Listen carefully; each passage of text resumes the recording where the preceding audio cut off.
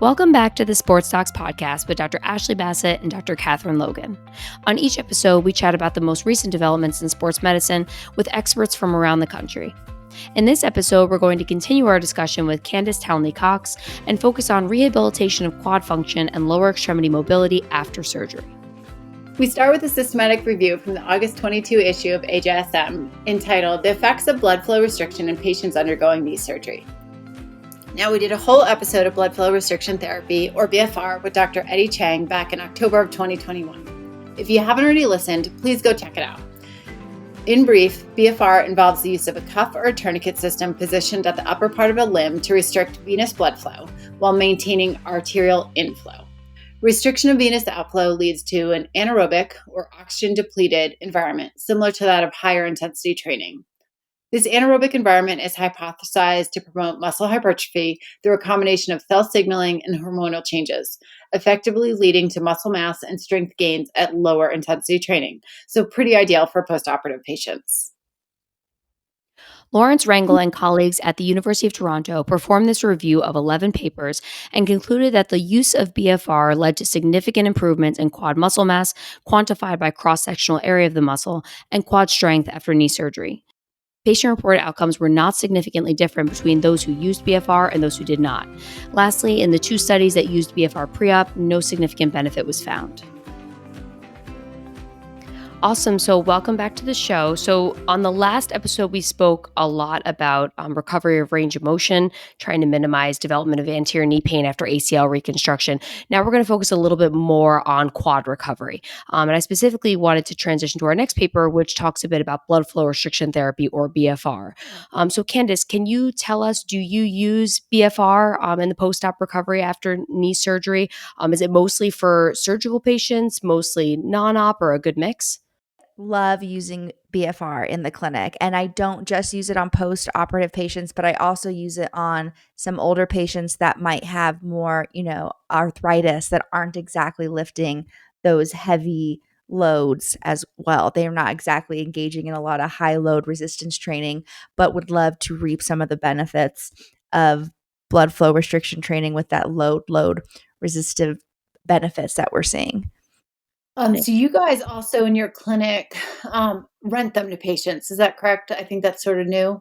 Yeah, so that's one thing we're really seeing a lot. We're seeing so much benefit from having a lot of our post-operative patients use the blood flow restriction training as a extension of their rehab. I mentioned earlier that we don't just use it for post-operative patients. We also use it for individuals that are maybe looking to build more volume, but not have as much muscle breakdown. Maybe they have increased arthritis, but we are allowing individuals they come in, we teach them how to use the unit. We educate them on what exactly blood flow restriction training is, what kind of benefits they can expect, how to go through the process, and then we let them take the unit home for a month. And then they come back and we see tons of different gains from that. It's nice because it allows me, and my appointment treatment times are 40 minutes long right now. So it allows me to have more one-on-one time with the individual where they can go do some of the blood flow restriction training on their own at home. So we can kind of get a lot more done in clinic, but still get the BFR effects. Yeah. Ashley, what I was going to ask about, so I, basically sort of say you can go ahead and start doing it as soon as patients can tolerate it.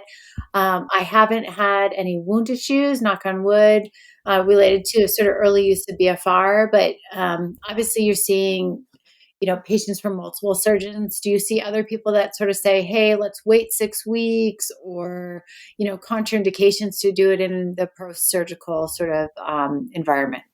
We're actually starting to see it on a lot more protocols right now. Mm-hmm. And the biggest concern and what we're looking for right after surgery is, yes, how does the incision look? Are there any signs of infection? And what does the swelling look like as well? Yeah. There is a lot of good research out there with blood flow restriction training helping with decreasing swelling. And I mean, it really is doing a lot of amazing things. But for me in particular, and what we're doing at our clinic is we want to make sure that the individual gets the basics down when it comes to post-operative care. And blood flow restriction training is a nice accessory and adjunct to that. But if an individual doesn't understand that extension is our number one priority, then sending them home with a BFR unit is not going to serve either of us very well. Very So there are some individuals where I would love to start BFR sooner, but they just still are really struggling grasping the concept basic. of those first three priorities, and to give them this extra unit that they're putting on daily, that they're calibrating, and that they're going through the 75 repetition process. Some of those individuals would be better off bending their knee some more, Yeah. or straightening their knee, or practicing weight shifts. So as soon as we can safely get them on blood flow restriction training, I love to do it. But there are those individuals that need a little bit more time to manage and master the basics before we give them, kind of the frosting on top of the cake. So, Catherine had talked about having a pre-op visit where she talks about all the things. I do something very similar because post-op is not the time to have that conversation because they're very overwhelmed. And I think sometimes post-op learning, blood flow restriction therapy, like even the idea of wrapping your mind around putting a tourniquet on an operative leg and depriving blood flow to that area can be overwhelming for patients.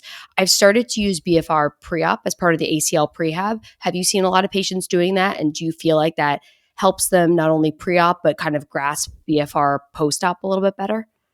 Absolutely. I think that prehab is huge for really kind of what we just talked about, helping those individuals grasp the basics, because then I've already educated them on the basics prehab.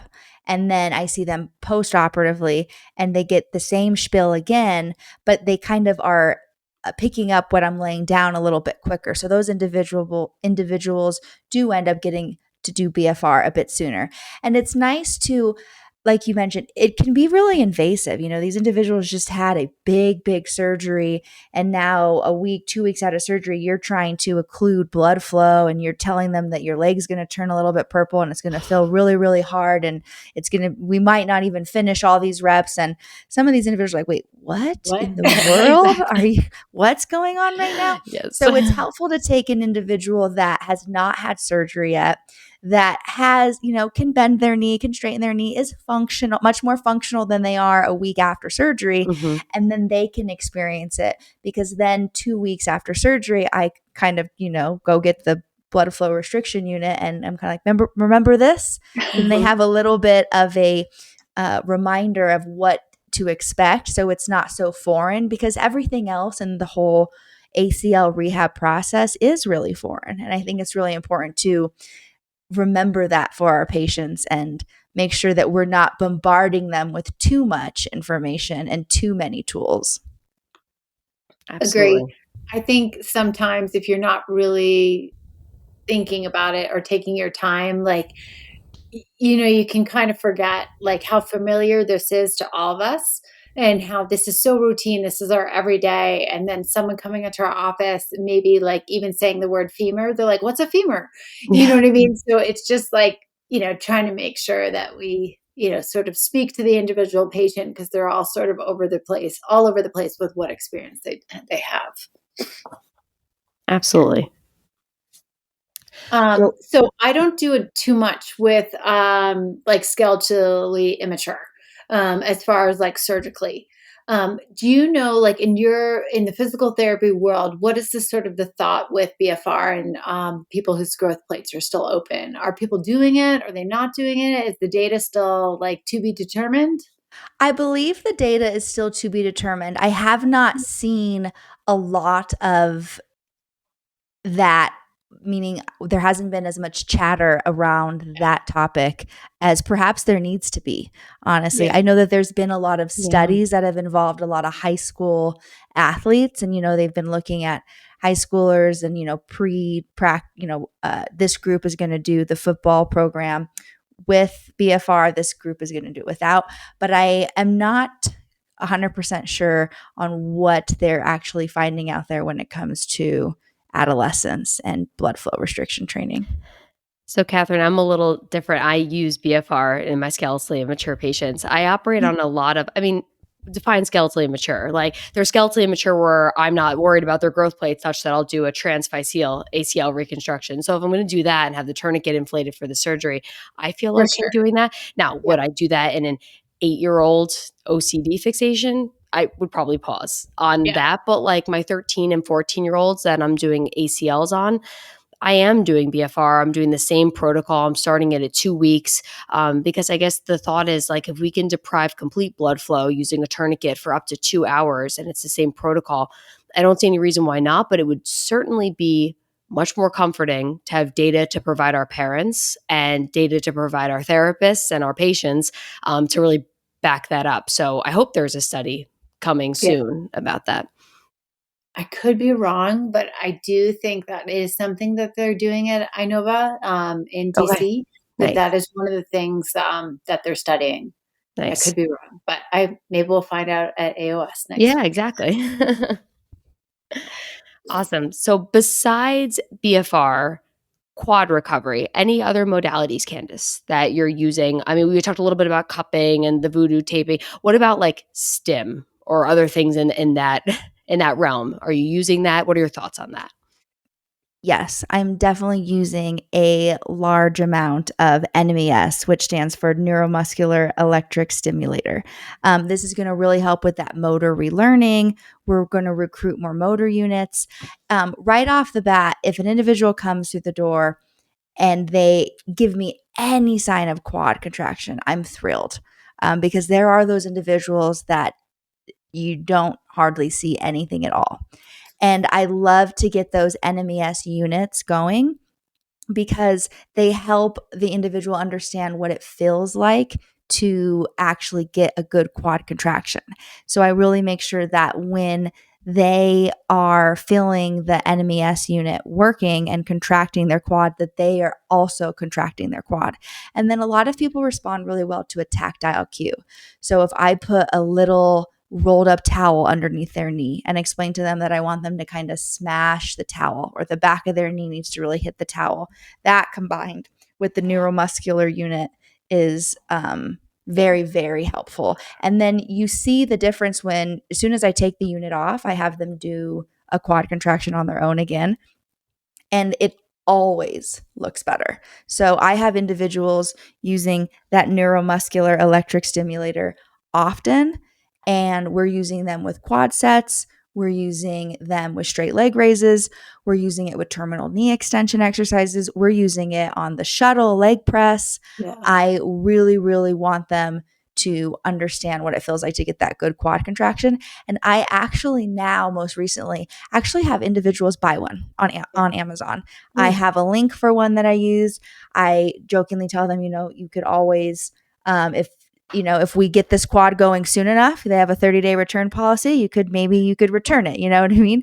You can, but we definitely want to make sure we get this unit and we get your quad firing, because that is definitely one of the imperative pieces of quad function or ACL rehab in general. I also find a lot of people, if you are one of those individuals that are struggling with quad contraction, and we see them sometimes a little too often than we'd like, if those individuals are able to be weight bearing, or if they're able to get on a bike, because obviously meniscus repairs or MCL repairs are going to limit us early on. But I noticed that quads really start to come back the moment we're able to start normalizing our gait pattern.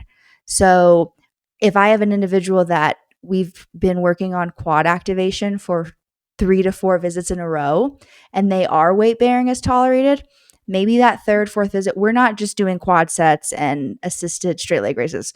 We're going to be doing weight shifts. We're doing terminal knee extension. We're walking through the cones. We're doing mini partial squats.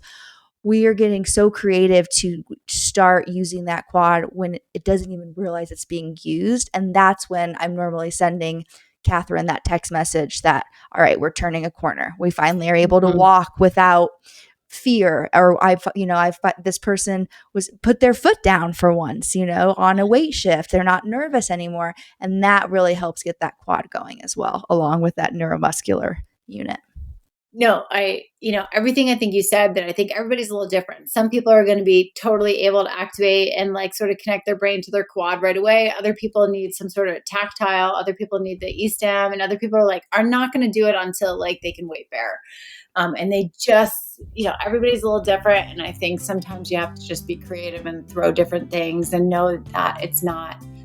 I think the most important thing is to not be like overly absolutist and be like, well, this is what we do and this is what the program is, and just trying to figure out why is that person not activating, and unlocking those things so that you can be a little bit more creative. I think it helps. Absolutely. Thank you for listening to this episode of the Sports Docs. We hope you enjoyed the discussion as much as we did. Make sure to subscribe on iTunes, Spotify, or wherever you get your podcasts to stay up to date on all things sports medicine. If you like what you hear, please consider leaving us a review.